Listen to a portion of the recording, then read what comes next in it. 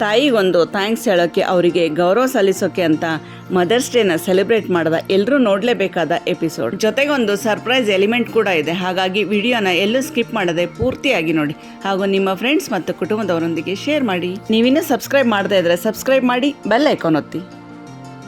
ಕೆಲವು ದಿನಗಳ ಹಿಂದೆ WhatsApp status, Insta story, reels, Facebook feeds, social ಮೀಡಿಯಾದ ಯಾವ ಮೂಲೆ ನೋಡಿದ್ರು Mother's Day Mother's Day Mother's Day. Social ಮೀಡಿಯಾದಲ್ಲಿ ಅಷ್ಟೇ ಅಲ್ಲ, ಹೊರಗಡೆ ಕೂಡ ಇದ್ರದೇ ಸದ್ದು. ಇದನ್ನೆಲ್ಲ ನೋಡಿ ತಾಯಿಗಿರುವ ಗೌರವನ ಎಲ್ಲರೂ ಅದನ್ನ ಸಂಭ್ರಮಿಸೋ ರೀತಿನ ನೋಡಿ ಖುಷಿ ಆಯ್ತು. ಇದೇ ಗೌರವ, ಪ್ರೀತಿ, ಸಂಭ್ರಮ ದಿನ ದಿನ ಪ್ರತಿದಿನ ಪ್ರತಿ ಕ್ಷಣ ಇದ್ರೆ ಎಷ್ಟು ಚಂದ ಅಲ್ಲ ಅನ್ನಿಸ್ತು.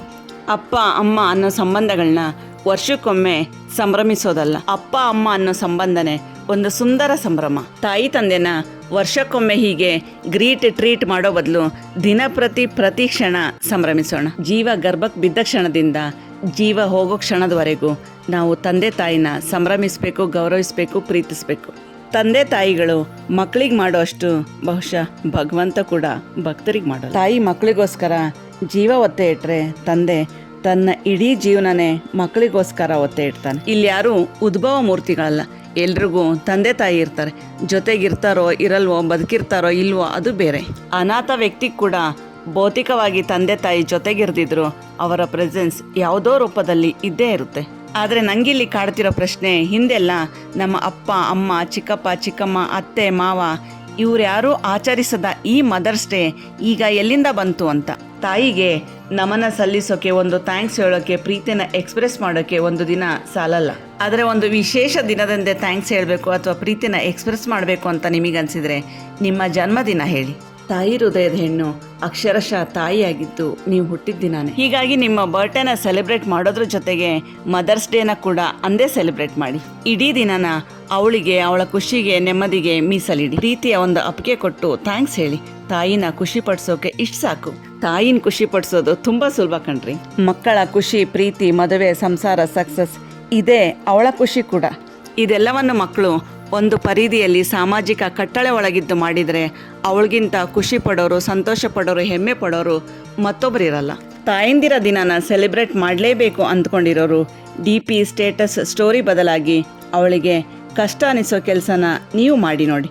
ಕೈ ಹಿಡಿದು 2 ಪ್ರೀತಿ ಮಾತು ಮಾತಾಡಿ ನೋಡಿ. ನಿಮ್ಮ ಪ್ರೀಶಿಯಸ್ ಟೈಮ್ನ ಅವಳಿಗೆ ಕೂಡ ಸ್ವಲ್ಪ ಕೊಟ್ಟು ನೋಡಿ. ಅವಳಿಗೆ ಬೇಕಿರೋದು ಮಕ್ಕಳ ಏಳ್ಗೆ ಮತ್ತು ಪ್ರೀತಿ ಕಣ್ರಿ. ವೆಸ್ಟರ್ನ್ ಕಂಟ್ರೀಸ್ಗಳ ಈ ಕಮರ್ಷಿಯಲ್ ಮದರ್ಸ್ ಡೇಗಳು ಅವಳಿಗೆ ಬೇಕಿಲ್ಲ ರೀ. ಪ್ರತಿ ದಿನನೂ ಅಮ್ಮನ ದಿನಾನೇ. ನಮ್ಮಮ್ಮ, ನಾನು ಹಾಗೂ ನನ್ನ ಮಕ್ಕಳು ಎಂದೂ ಈ ವೆಸ್ಟರ್ನ್ ಕಲ್ಚರ್ನ ಕಮರ್ಷಿಯಲ್ ಮದರ್ಸ್ ಡೇನ ಸೆಲೆಬ್ರೇಟ್ ಮಾಡೇ ಇಲ್ಲ. ಆದರೂ ನನಗಿವತ್ತು ಮದರ್ಸ್ ಡೇನೆ. ಯಾಕಂದರೆ ಇವತ್ತು ನನ್ನ ತಾಯಿ ಹುಟ್ಟಿದ ತಾರೀಕು ಮತ್ತು ನನ್ನ ತಾಯಿಯ ಧನಿಷ್ಠ ನಕ್ಷತ್ರ 2 ಕೂಡಿದ ದಿನ ಮತ್ತು ನಮ್ಮೆಲ್ಲರ ತಾಯಿ ದುರ್ಗಾದೇವಿಯ ಪ್ರೀತಿಯ ದಿನವಾದ ಅಷ್ಟಮಿ. ಹಾಗಾಗಿ ಇವತ್ತಿನ ದಿನನ ನನ್ನ ಚಾನಲ್ನ ಮರುನಾಮಕರಣ ಮಾಡೋಕ್ಕೆ ಅಂತ ಮೀಸಲಿಟ್ಟಿದ್ದೀನಿ. ಸಾಮಾನ್ಯವಾಗಿ ಮಂಗಳವಾರದ ದಿನ ಒಂದು ಸಣ್ಣ ಶುಭ ಕಾರ್ಯನ ಕೂಡ ಮಾಡೋಕ್ಕೆ ಇಷ್ಟಪಡೋದ ನಾನು ಈ ದಿನನ ನನ್ನ ಚಾನಲ್ ಮರುನಾಮಕರಣ ಮಾಡೋಕ್ಕೆ ಆಯ್ಕೆ ಮಾಡ್ಕೊಂಡಿರೋ ಕಾರಣ ತಾಯಿ ಮೇಲಿನ ಪ್ರೀತಿ, ಗೌರವ, ನಂಬಿಕೆ, ಅಭಿಮಾನನ ಎಕ್ಸ್ಪ್ರೆಸ್ ಮಾಡೋಕ್ಕೆ ಯಾವ ತಿಥಿ ಮಿತಿ ಮುಹೂರ್ತಗಳನ್ನು ಕಾಯಬೇಕಿಲ್ಲ ಅಂತ ತಿಳಿಸೋಕೆ.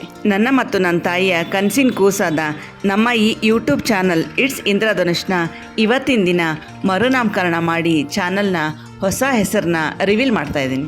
ಇಂದ್ರಧನುಷ್ಗೆ ನೀವು ಕೊಟ್ಟ ಪ್ರೀತಿ, ಅಭಿಮಾನ, ಸಮಯನ ಹೊಸ ರೂಪ ಮತ್ತು ಹೊಸ ಹೆಸರಿನ ಜೊತೆಗೆ ಬಂದ ನಂತರನೂ ಇದೇ ಪ್ರೀತಿ, ಸಮಯ, ಅಭಿಮಾನನ ಹೀಗೆ ಕೊಡಿ. ನಮ್ಮ ಈ ಕನಸಿನ ಕೂಸನ್ನು ಹರಸಿ, ಬೆಳೆಸಿ, ಉಳಿಸಿ ನಿಮ್ಮ ಸಲಹೆ ಮತ್ತು ಸಹಕಾರದೊಂದಿಗೆ ಚಾನಲ್ನ ಸಕ್ಸಸ್ ಜರ್ನಿಲಿ ನಮ್ಮ ಜೊತೆಗಿರಿ. ಚಾನಲ್ನ ಹೊಸ ಹೆಸರನ್ನ ರಿವೀಲ್ ಮಾಡ್ತಾ ಇದ್ದೀನಿ. ನಿಮ್ಮ ಒಂದು ಲೈಕ್ ಜೊತೆಗೆ ನೀವು ಮದರ್ಸ್ ಡೇನ ಹೇಗೆ ಸೆಲೆಬ್ರೇಟ್ ಮಾಡಿದ್ರಿ ಅನ್ನೋದನ್ನು ಕಾಮೆಂಟ್ ಮಾಡಿ ಅಥವಾ ಮೇಲ್ ಮಾಡಿ ತಿಳಿಸಿ.